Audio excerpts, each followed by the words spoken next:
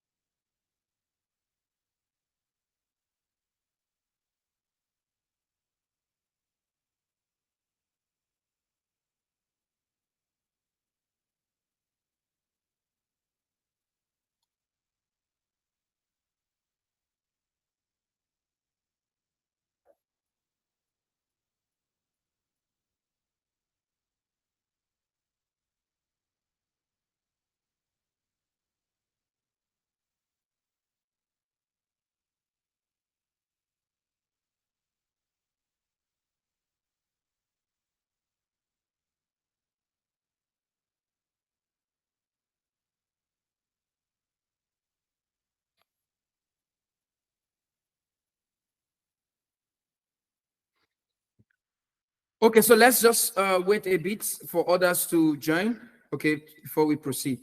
All right. Let's just wait a bit for others to join before we proceed with the second session.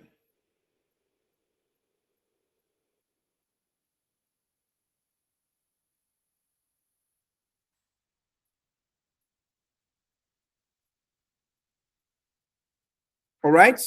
So thank you guys for joining back. I think the Google Meet had a limited session. Okay. So we're waiting for others to join back to the main sessions. Okay. So just kindly wait for 1 or 2 minutes.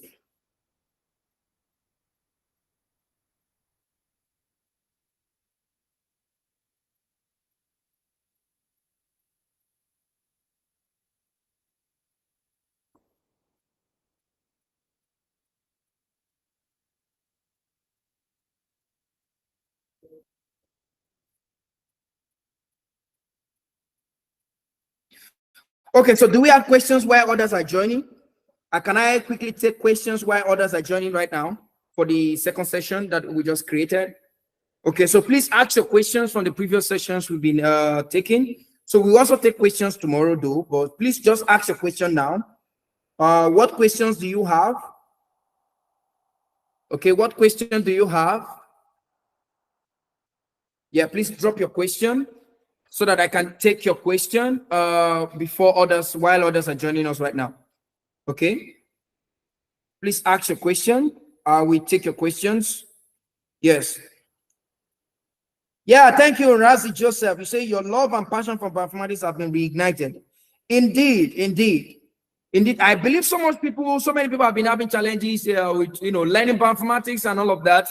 We try our possible best to break it down to the simplest form in Genomics, and that is why we are doing this. All right, that is why we are doing this. So please ask your question. Ask your question, guys. Ask your question. I'm with you while we are waiting for others to join us quickly. We are going to send information on how you can pay certificates to you very soon after the session. Okay, just after the session, we're going to send you email and also send it all to all WhatsApp group for people to make their commitments to the program. Okay, so someone is asking, is the resistant gene from NCBI different from wild gene? Yes, definitely. See, when we talk about resistant gene, that resistant gene is specific to the organism that is being found in. All right. So when you, I don't know the definition of your wild gene that you're talking about, but if you're talking about wild animals or maybe any kind of genes, so definitely their genes will be different. So because we have different sets of genes and different functions that those genes are encoding in each individual they belong in. All right, in each individual they belong in. So definitely the genes will be different from one another. Please, for the certificate, we send email to you tonight, and also we will send details to the WhatsApp group. We will send details to the WhatsApp group, okay? So somebody's asking question, how do we create an account on NCBI? Okay, you can just go there on NCBI. Let's see, how do you create account on NCBI? So just come here, click login, and it should take you to where you can actually create account. Can you see? You can create account with Google, okay? By the time you click login, it brings you here and you can create an account with Google, and that will be it. So let's look at the next question before. So can you repeat the step again? Most of us didn't get the procedure you did now. Oh, don't worry, we'll look into the junior software very soon. We just want other people to join us right now before we proceed, okay, in the course of the session. Okay, will this section include mapping? Mapping, okay, are you talking about mapping to reference, or what are you talking about? Please, Blessing, can you signify what kind of mapping are you talking about?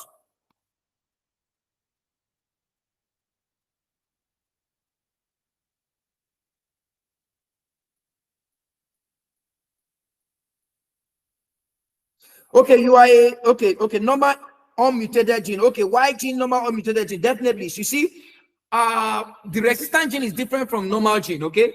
So we could actually have some genes that code for a particular function in a bacteria, but they could actually develop mutation or variation within those particular genes.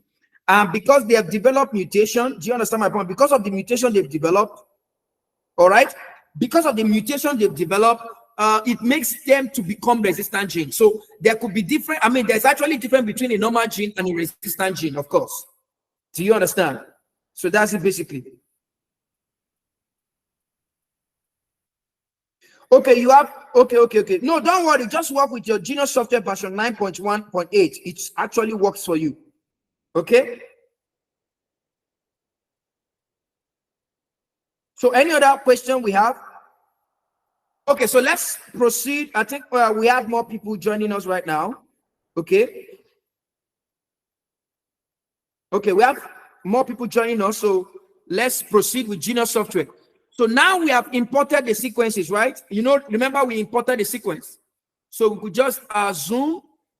And while you zoom, this is the sequence, the faster sequence to the gene that code for what? For this resistance in what? For probably penicillin resistance or for an antibiotic resistance in what? In Staphylococcus aureus. Are you with me? In Staphylococcus aureus. So this is the gene. And this is what? So let me try to, you can come here. Let me come here. Sorry. Okay, I want to wrap it. So from this icon, you can wrap the sequence so that you can be able to see the full sequence. I'm changing the color of the sequence from here to this one. So this is the sequence of this data. All right. And you can see this sequence actually code for different sets of proteins or amino acid in that particular gene in Staphylococcus aureus. All right. And that is the basic DNA sequence for you. So probably tomorrow we are going to start from here on the basic DNA sequence analysis. All right, basic sequence DNA, basic DNA sequence analysis, we can start from there tomorrow. But you know, we're talking about codons. If I should click here, you can see these codons. So you can see TTC that code for F. So each nucleotide sequence makes a codon that code for different amino acids across the sequences. Now, remember, we also imported other sequences, right? From NCBI. We also retrieve other sequences from NCBI. Now, I want to retrieve other sequences. Okay, I want to retrieve other sequences right now. So we have sequence. I've downloaded the first one, so let's download the rest of it. So I'm importing the 3. So when you are importing more than one sequences, it asks you to keep sequence separate or create sequence lists. So let's keep sequence separate. So it's importing the rest of the 3 sequences I just imported. Can you see? I'm importing the rest of the sequences I downloaded or get from NCBI database rather. Are you seeing that? So I've imported the sequences. Can you see that? So now this is the other sequences for GeneBank. You know, I imported the sequence, the faster sequence of what? Of this particular gene, MECA gene in Staphylococcus aureus. Now I also downloaded the GeneBank. So this is how the GeneBank look like. The GeneBank actually show us the annotated region of that particular sequence in the genome of Staphylococcus aureus. Are you with me? In the genome of Staphylococcus aureus. So this is the annotated features. When you come to this icon, you see the annotation. You see the gene is 1 and the CDS. CDS means coding sequence. I repeat, CDS means coding sequence. CDS means coding sequence. Can you see the gene is 1 and the CDS is 1? So CDS is this region of the sequence that code for a gene. So definitely we will have 1 CDS and 1 gene. If we have 2 CDS, it means we have 2 genes. If we have 3 CDS, it means we have 3 genes. If we have 4 CDS, it means we have 4 genes.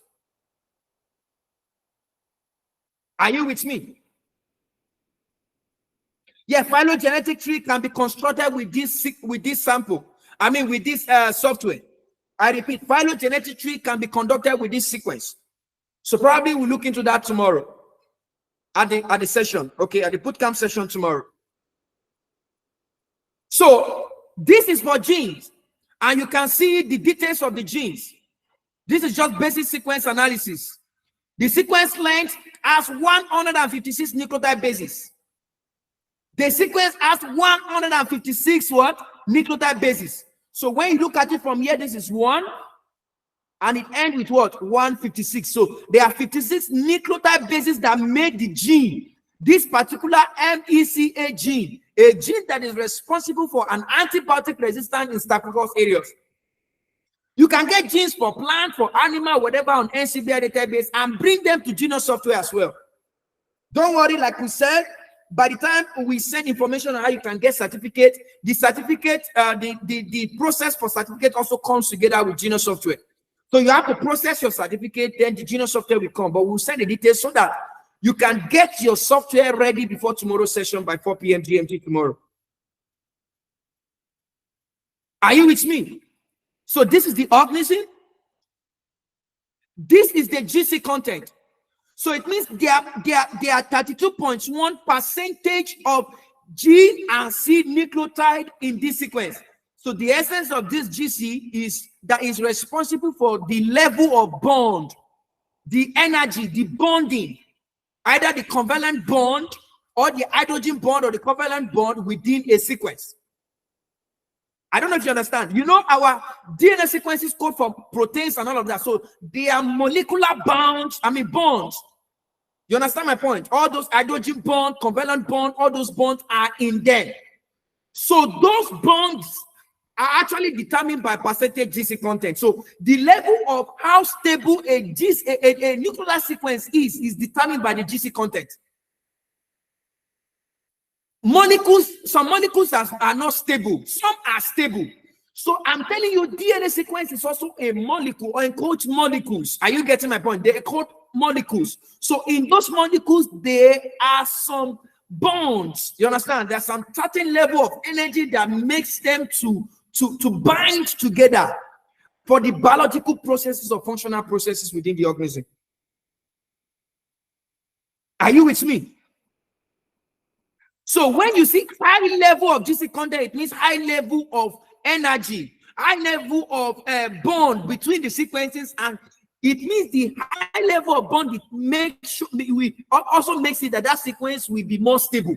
So when there is lesser bonding energy, then there will be less stability within the sequence. Are you with me? That is the essence of percentage